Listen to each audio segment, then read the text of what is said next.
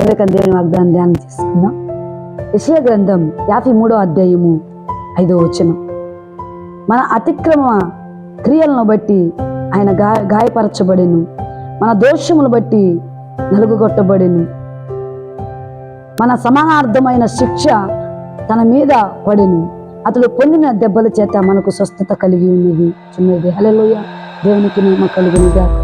ఉదయకాండు దేవుడు మనతో మాట్లాడుతున్నాడు. చూడండి, ఆయన మన అతిక్రమముల నిమిత్తము అతడు నలగొట్టబడ్డాడు. మన అతిక్రమములు అంటున్నాడు కదా, మన దోషాలను బట్టి ఆయన నలగొట్టబడ్డాడు అంట. ఎవరు ఆయన అంటే యేసయ్య. ఆయన నీ అతిక్రమం నా అతిక్రమం నిమిత్తము ఆయన నలుగొట్టబడ్డాడు, ఆయన బాధపరచబడ్డాడు, తునీకరించబడ్డాడు. 53వ యెషయా గ్రంథం 53వ అధ్యాయంలో దేవుడు ఆ అధ్యాయం ద్వారా మనతో మాట్లాడుతున్నాడు.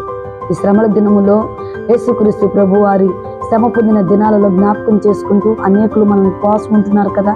దేవుడు అయితే మనతో మాట్లాడుతున్నాడు. ఆయన మన దోష క్రియలను బట్టి ఆయన నలుగుగొట్టబడ్డాడు అంటున్నాడు. చూడండి, ఆయన గాయపరచబడ్డాడు, అతడు మన దోషాలను బట్టి నలగొట్టబడ్డాడు, మన సమానార్థమైన శిక్షను ఆయన మీద పడింది.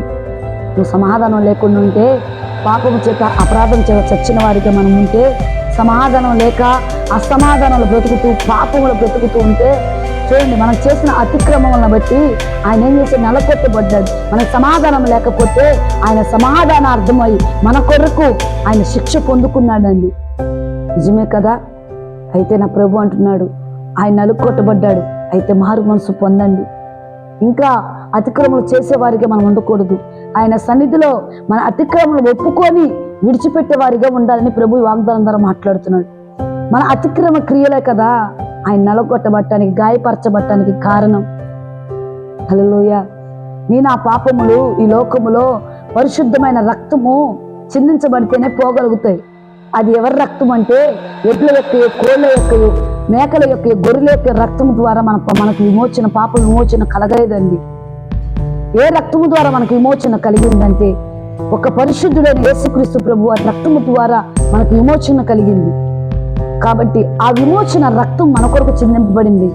కాబట్టి మనం ఎప్పుడు కూడా అతిక్రమం చేయక ఆయన సన్నిధిలో యథార్థంగా ఉండాలని ప్రభు కోరుకుంటున్నాడు అంటున్నాడు కదా. చూడండి, ఆయన పొందిన దెబ్బల చేత మనకు స్వస్థత కలిగెను. దేవునికి మహిమ కలుగును గాక. ఆయన పొందిన దెబ్బల చేత నీకు నాకు స్వస్థత. ఎన్ని దెబ్బలు పొందాడు తెలుసా? ఆయన గాయముల్లో మనకు స్వస్థత అనుగ్రహించాడు.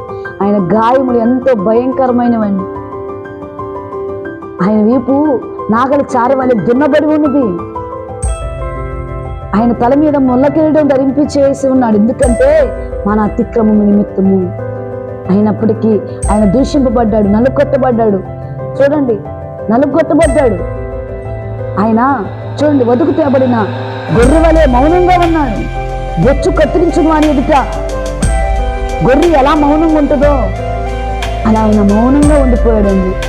ఎందుకంటే నీ నా అతిక్రమములను బట్టి, నీ నా దోషాలను బట్టి ఆయన నలగొట్టబడ్డాడు, తునీకరించబడ్డాడు. ఆ కల్వరి శిలువలో నీ కోసం నా కోసం తన ప్రాణాన్ని అర్పించాడు. ఎందుకో తెలుసా? నువ్వు పరిశుద్ధంగా ఉండాలని, నువ్వు పరిశుద్ధంగా ఉండాలని, పాపములో పడిపోకుండా ఉండాలని, నిన్ను విమోచించాలని, నిన్ను రక్షించాలని, పరలోక రాజ్యము నీకు నాకు ఇవ్వాలని ఆయన ఆశపడ్డాడు. ప్రియ సహోదరి సహోదరుడా, అయితే ఇప్పుడే మారు మనసు పొందు, పాపక్షమాపణ పొందుకో. ఆయన సన్నిధిలో ప్రతి పాపాన్ని ఒప్పుకుంటే ఆయన రక్షిస్తాడు.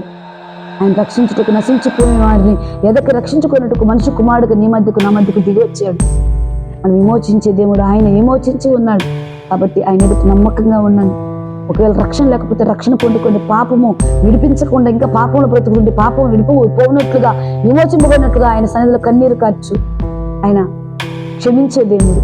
దేవునికి మహిమ కలుగును గాక. ఈ వాగ్దానం నీ పట్ల నా పట్ల దేవుని నెరవేర్చి ఆశీర్వాదకరంగా మనందరినీ కూడా దేవుని మహిమపరిచే బిడ్డలుగా దేవుడు మనందరం చేయును గాక. ఆమేన్. Praise the lord.